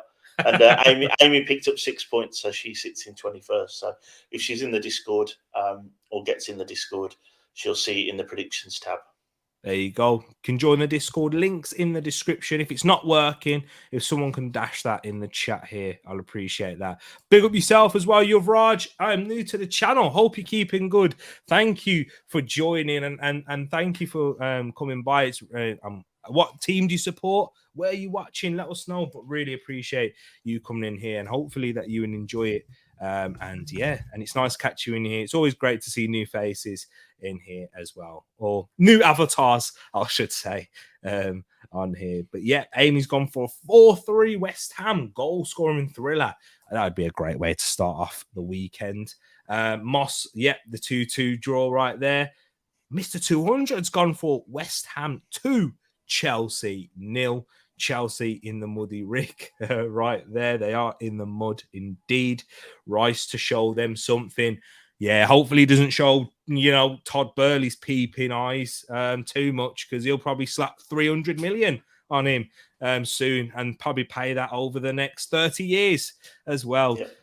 West Ham 1, Chelsea 0, says Luke. Get your predictions in, guys, as well. And you're a Liverpool fan. We did do the Liverpool game first, but you can still get your predictions in as well. And yes, Yuvraj got the prediction right there. I think 2-2 between Chelsea and West Ham. If there's anything that screams Chelsea, it's letting Declan Rice go as a kid and then paying 300 million for him later on in life. Exactly think Lukaku and all the others they may or may not have done that for. So yeah, it's so true right there, for real. And then, NordVPN for Todd, for peepings. Todd's, if you're a subscriber to the Gooner Talk, he does a very good transition and always brings up Todd Burley to use NordVPN. There's a little sponsorship out there without being paid. But the next game, guys, get your predictions ready, as Ed is going to give you the records and stats between Leicester City versus Spurs, and that's also another 3 o'clock kickoff. You know who I'm cheering for as an Arsenal fan, guys? Oh, don't say it again. Not this week. That was 1 week only. Go back to the last preview show where Tereak almost said mighty Spurs, but then stopped himself. Admittedly, one of those things, just like the West Ham Chelsea, it's the 110th meeting. So is this one for Leicester versus Spurs. Doesn't read that great for Leicester fans with losing 4 out of the last 5. Leicester's form has slight upturn since James Maddison came back with 3 draws, 3 unbeaten, 2 wins, a draw and 2 losses. Spurs' form, of course, picking up that big win last week against Man City with 3 wins and 2 losses. There you go, right there. The injury list for Leicester has been longer. It has probably been long for about 3 years now. But no James Justin, no Ryan Bertrand, no Boubacar Samare. But actually, he could return after he's been out for a while with a thigh injury. So there's some positive news there. No Wilfred Ndidi, apparently he's back in training. So yeah, he could be fit and available here, as well as Johnny Evans. We'll have a late fitness test. And Ricardo Pereira, who's had a long journey with his comeback. Ricardo, what a player he was before his initial injury, where he ruptured his ligament in his Achilles, and what a player he was. Kind of reminds me of Johnny. I know we haven't spoken about Wolves yet, but what in great form, and then it's just injuries have curtailed their career. For Tottenham, the big injury news for them is that, of course, they've lost Hugo Lloris and he will be out for the next 6 to 8 weeks. And the rumours out there is that they're looking for Ben Foster to be one of their emergency goalkeepers that they sign up. That would be interesting. Christian Romero suspended, of course, with his sending off against Manchester City. What I felt like he wanted to get sent off in that game. He's an absolute madman, isn't he? He could have got sent off earlier, innit, bro? Oh yeah. Like, I think he should have been. Grealish. Yeah. He could have. Yeah. Part of me felt like, well, I didn't get sent off for that, so I'm gonna have to try again. Yeah, and exactly. He's a pure Argentinian madman, isn't he? With his defending, the dark arts. I know, but I wouldn't even say dark arts. I was about to say the dark arts. I think he missed those and just went straight for just the dark. He's just going for it, isn't he? He's not interested in it. Tell me about it. He makes it blatantly obvious, and he should have got sent off way before that. But hey, I wasn't complaining last week. Pape Sarr has been out with a hip injury, but could return for this one. Lucas Moura, who of course I don't know if we will see him return. He's been out with a calf injury, but we'll have to wait and see. He was playing with the under-21s for a lot of games and whilst he was fit. So I'm not sure if he will return because he's leaving at the end of the season. And what we definitely know, another injury. Bless you. Thank you. That was the same as Monday or last week as well. I think talking about Spurs flares up your allergies, I think. Yeah, exactly. I know. I had to praise him a little bit. Oh, sorry. But another bad injury this is breaking news to me as well, is that Yves Bissouma is going to undergo surgery on a stress fracture to his left ankle. So he's going to be out for a long period of time. Spurs looking pretty light in the midfield there. So maybe that will sway some of your predictions right here. If I'm going to start off with a Leicester versus Spurs, in terms of my prediction, it's so tough because these are probably two of the most inconsistent teams in the Premier League that we have. Like Leicester, horrible start, had a great run where they looked invincible at some points, even troubling Manchester City. Spurs, terrible football at points, but then go and play Manchester City off the park, really, and deserve it in that sense. And yeah, very tough one to call. And I'm looking at it, just had a quick glance at the chat right now. Very up and down, and I totally understand why. Do I go for the fence? No. You know what? Back on the right side of Spurs this time, and I'm backing Leicester City to win by 2-0. No more Spurs support. Moss will kick me off my own show if I continue to do it. So yeah, 2-0 Leicester. And I think Maddison, his return is going to be key for them. He's attracting a lot of interest from Man City, from Spurs. Newcastle also want him to. And we know your thoughts on Maddison. But if you actually, for those who are new, how do you see this game going and what's your thoughts on Maddison? Well, I'm going 2-1 Spurs. I think the up and down nature of Leicester, I just think there's a little bit of Harry Kane's got that monkey off his back now, the Jimmy Greaves monkey. Maybe part of me is also thinking he's in my FPL team, so I wouldn't mind at least a goal and an assist. That wouldn't be Bad Harry, if you wouldn't mind doing that for me. Maddison, I think he's played better this season, but I still hold firm to, I think he's a little bit of a flat track bully. I think he flatters to deceive at times, and I feel not someone I'd want in the trenches with me in terms of if my team need to dig out a win. I don't see him doing that personally for me, but he has played much better this season than other seasons, but I'm still not overly convinced. I don't think he's international quality personally, and I think there's a reason he's flirted around the mid-table Premier League teams for as long as he has, and that's because I think that's his level. Fair enough. Quick fire, Maddison or Mount?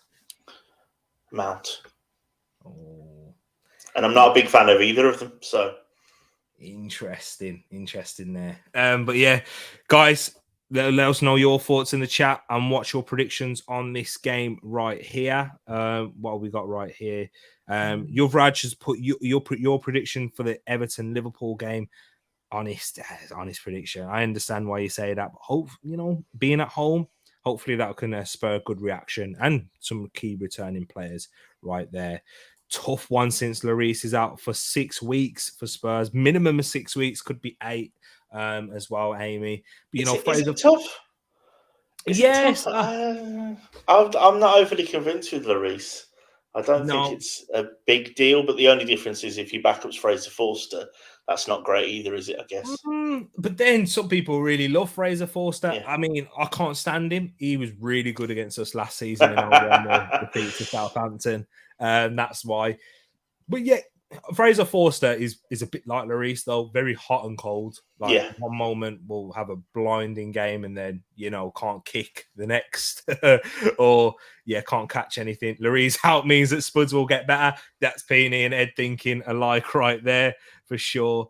And your Roger's gone for a 2-0 Spurs win. Their confidence will grow in that one after beating Man City and Pedro Porro coming in. Oh yeah, forgot about that. But Yuvraj, does Pedro Porro come in after that level of that Emerson Royale put in, which me and Ed spoke about in the review show. That was a real proper old school winger to fullback battle that we saw right there. Because I thought Jack Grealish had a good game, and so did Emerson Royale. So that was a good battle, and I enjoyed that one there. Red Leicester 1 and no trophy 7. There's the 7 coming in for Peony. According to ESPN, FC Fraser will be in goal. Yeah, Fraser Forster will be in goal for Spurs. Yeah, it does look like it. I think their third choice is like an academy graduate, so he's definitely their backup there to Lloris. 3-1 Leicester, says Luke right there against Spurs.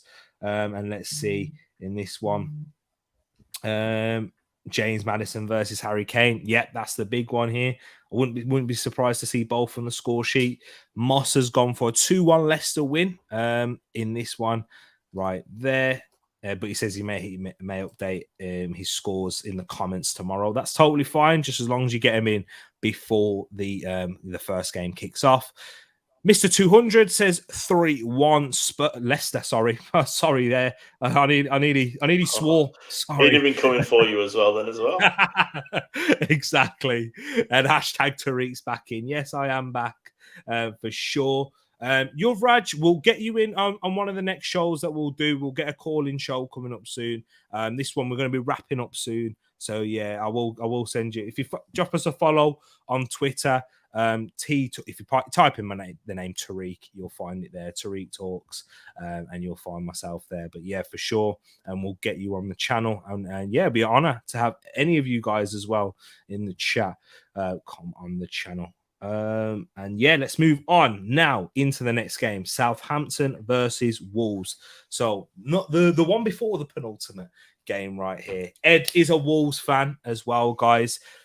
So Ed, hit us with the records and stats with this big game here in the lower half of the table.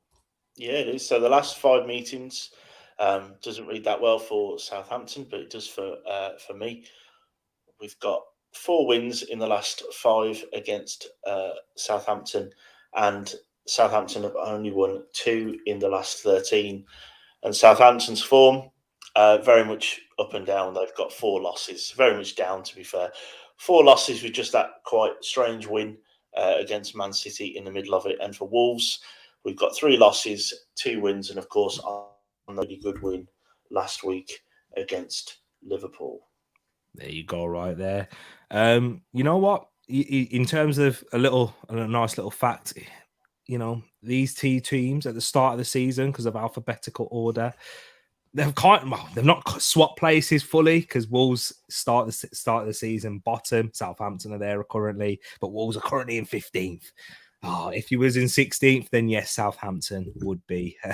They start the season in 16th there. Little Tereak talks facts right there. But in terms of injuries, Southampton, Kyle Walker-Peters could return for this one. Could be a massive boost for them. One of their players of the season last. Stuart Armstrong is another one for them that Nathan Jones will certainly love to try to get into the side as quickly as possible. However, Alex McCarthy, Tino Livramento and Juan Larios will remain out. The early news for Wolverhampton Wanderers.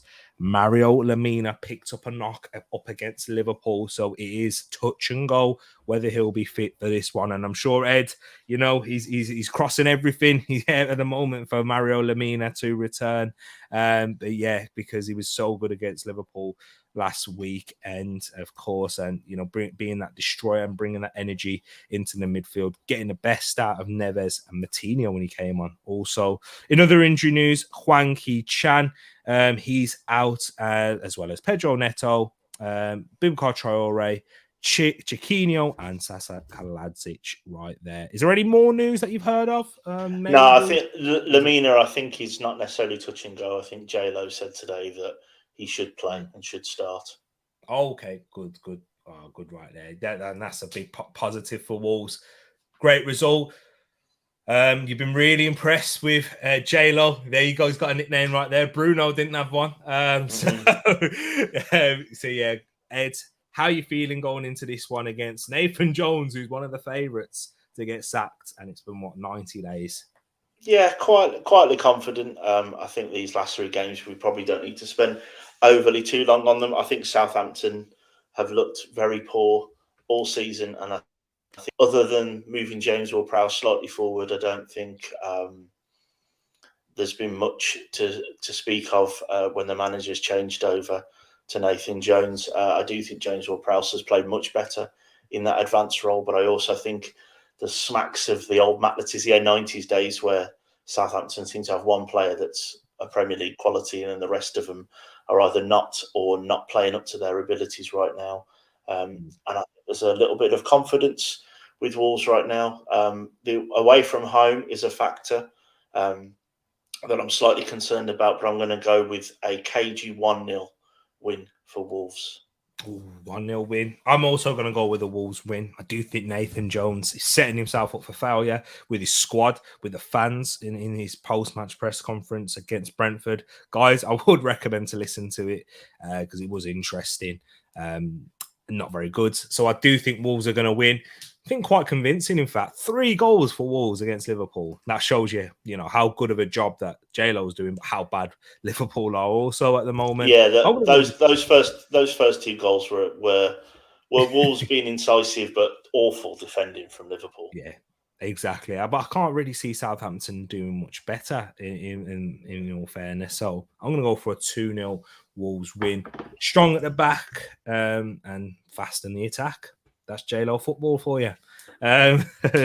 So let's go into your comments right there. And you've got Yuvraj who says, I think this will be a boring 1-1 draw right there. I definitely agree with the boring element. I think this could be last on match of the day vibes, definitely. Could be. Now, cueing Peeny's 5-0 to Southampton. Yeah, this has come from. He's hurting me.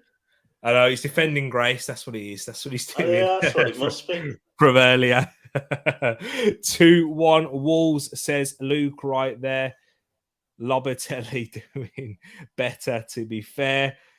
Sorry, Ed, I'm going to say 2-1 Southampton. Whoa, Moss is turning on you now. But yeah, interesting, Moss. I wonder why you think that. But he's asking the question, will the big Nigerian Paul Onuachu start. Maybe they did sign quite a few players towards the end, and them and Bournemouth had a very interesting end to the transfer window. And then Granddaddy Gooner, though, Mr. 200's not letting you down with a 2-1 Wolves win. And then Amy also coming in here and not letting you down also with a 3-0 Wolves win. Just throwing numbers out there. Not convincing, but yeah, I was going to say it's not the most convincing still. yeah. But hey, Ed's still happy. And hopefully, if it was 3-0, he'll be dancing. Of course. And let's move on. We'll group the last two games so we can get through them just a bit quicker. Bournemouth versus Newcastle. We spoke about a team on the South Coast.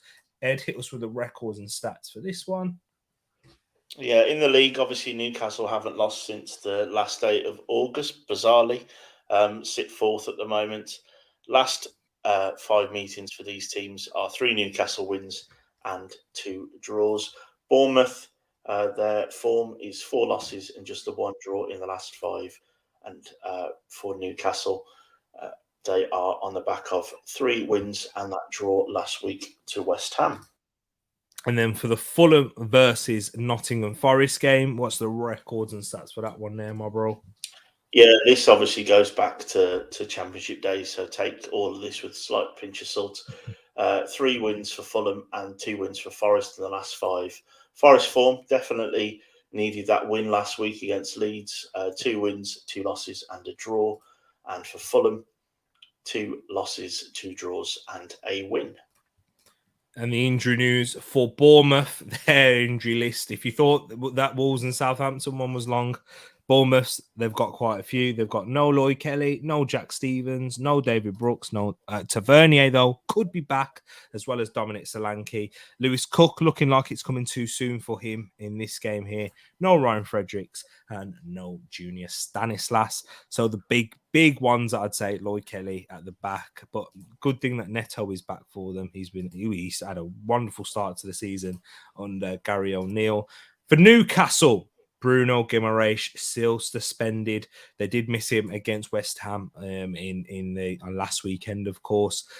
Alexander Isak, he picked up a concussion, but should be fit for this one here. Matt Targett is still out and with a ankle problem, a heel problem, that he's been struggling with all season. No Millcraft and no Javier Manquillo either, but neither of them coming into the side at this moment for Newcastle. For Fulham, though, what we definitely know is that there will be no Neeskins Cabano. However, Harrison Reed and Tom Kearney could be fit, and Harrison Reed being the big one for Fulham right there after their midweek win against Sunderland. Did you see the celebrations from Mitrovic in that one, bro? Yep. Yeah, but you always know Mitrovic is going to do things that, he does and no one else would. He said he's still a Geordie boy at heart. That's why, and you could tell with his missed penalty against them this season. But hey, you must be a Wolves fan as well. Moussa Niakate, he's still out for Forest, as well as Dean Henderson, Taiwo Wanyi, John Joe Shelvey. However, he has been back on the grass, but this game might come too soon for him. Ryan Yates was out with illness, but should most likely be back this week as well. No Biancone, no Omar Richards, and no Cheku Kiarte. And breathe, because those injury lists were long. Ed, predictions for the Bournemouth versus Newcastle game right here. I've gone for a KG again. Newcastle doing what they do. Keep a clean sheet, 1-0. Yeah, I think that's a banker, really. Bournemouth struggling to score goals a little bit at this period. I was going to go for a 1-0 as well. I want to go for a 0-0. I think that would be a bitterly disappointing result for Newcastle. And kind of getting off a bit of that momentum that they've had, losing Bruno Guimaraes. But I do think they are really struggling to score goals at the moment and create chances. So, yeah, I'm going to go for a 0-0 draw right there. But I could see Bournemouth nicking one. And for the Fulham versus Nottingham Forest game, got to bat Fulham eventually. I'm going to go for Fulham to win by 2-0 in this one. Right there. What a job Marco Silva's been doing right there, and keeps going on, keeps getting results, and Fulham are having a dream, not even a fantastic, a dream season. Are you going to go for a Fulham win also? I am, yeah. 2-1 to Fulham. I agree with everything you've just said, and I just think the one for Forest is that Brennan Johnson, Morgan Gibbs-White, they seem to be a danger, especially on the break, and of course being away from home, there might be that slight chance for them to break at the Cottage. So I'm going to go for 2-1. I think Fulham still should have enough. But yeah, that wraps us up for this one. But you'll go through the comments, and then you want to mention Arsenal, Man City. Don't forget. Oh, yes, of course. Thank you for that. Thanks for reminding me. Let's go through the comments right here, people. What's your prediction? So we got Peony, Bourneville, 3, New Money United, 0, of course. Newcastle, domination, 3-0 Newcastle, Joe Linton and Callum Wilson. Brace. Let's have a look. Fulham to win by 2-1, just about. Yeah, that's the same score as Ed right there. 2-0 says Luke to Newcastle and a 2-1 Fulham win. Another one Ed scores right there. Fulham 1 and Nottingham Forest 4. Wow. I love Peony's predictions.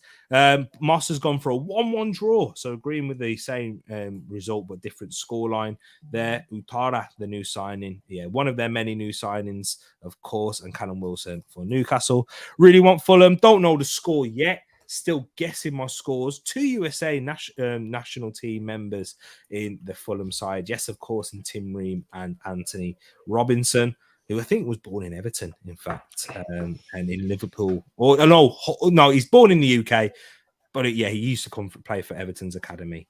And yeah, right there. So 1-1 says Mr. 200 in the Bournemouth Newcastle game. And then we've also got a 2-2 draw, Mitrovic and Andreas versus Brennan Johnson and Chris Wood.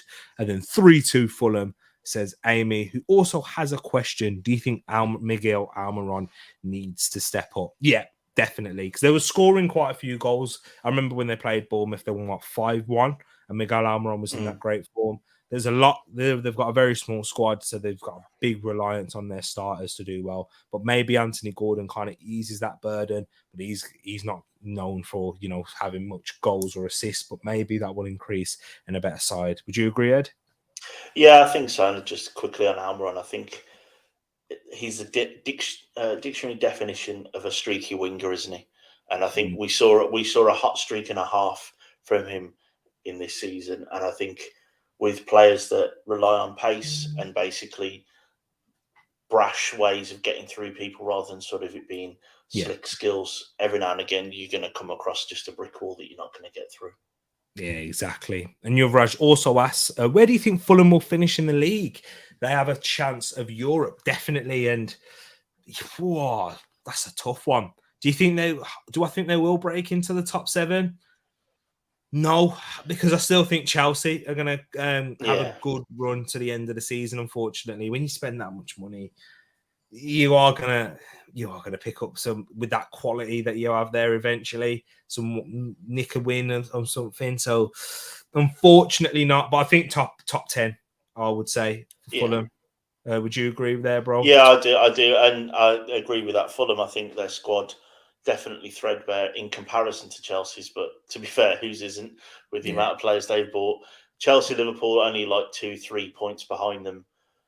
With the money that they've spent on their attacking match winners, and of course Fulham can struggle for goals if Mitro's not firing. So, but I would agree. I think it's going to be top 10 for them, and I think they've done a sterling job.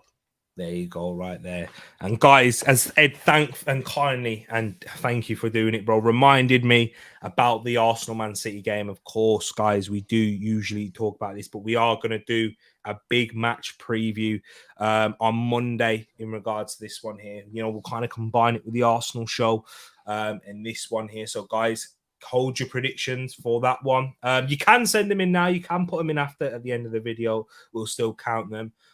Just in case you might not be able to catch that video on Monday or that stream. But yeah, we will do a big match prediction there and talk about it in much more depth. So yeah, Monday night, guys, whilst Liverpool and Everton's playing, of course, you can join us. I'll definitely have that on the TV, and Moss will definitely be able to providing us updates as well. And there's Peeny's prediction right there. Just as you think it couldn't get any more crazy, it certainly did. Has done as well.